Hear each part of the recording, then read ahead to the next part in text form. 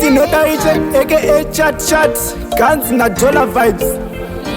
Kidomax Ronit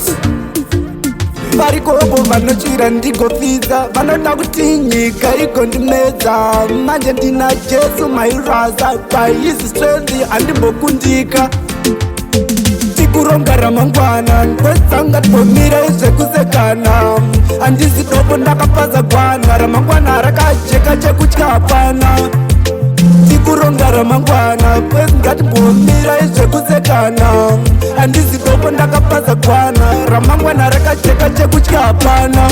ondiseka hanzi handigone kuvimba ivo vakangwara vakuzvicherera makomba ndiri munyasha upenyu uchifamba zvangu zvinoita najesu ina handimboromba ndiri wenyasha zvangu zvinoitapo handimbomitisa ndorora zviripo ndokumbira muchato ndonyaradza mamero vese vaye vanotaura mazero tikuronga ramangwana kwetsanga tibomira izvekusekana handisi dopo ndakapaza gwana ramangwana rakajeka chekutya hapana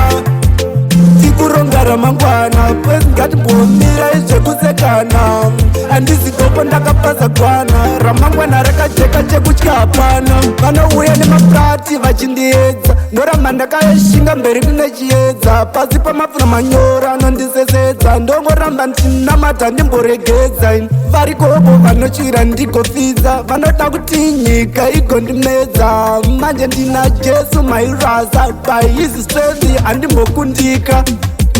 tikuronga ramangwana kwetsanga tibomira izvekusekana handisi dopo ndakapaza gwana ramangwana rakajeka chekutya hapana tikuronga ramangwana kwezingatimbomira izvekusekana handisi dopo ndakapaza gwana ramangwana rakajeka chekutya hapana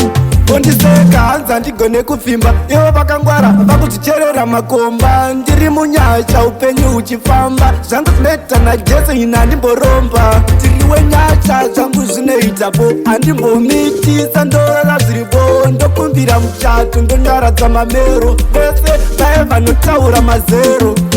tikuronga ramangwana kwetsanga tibomira izvekusekana handisi dopo ndakapaza gwana ramangwana rakajeka chekutya hapana tikuronga ramangwana kwezingatimbomira izvekusekana handisi dopo ndakapaza gwana ramangwana rakajeka chekutya hapana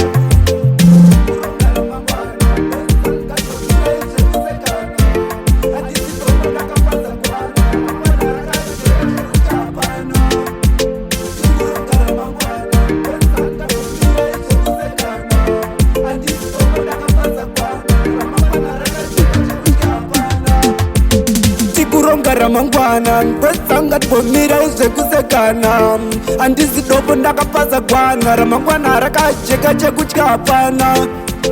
tikuronga ramangwana kwezingatimbomira izvekusekana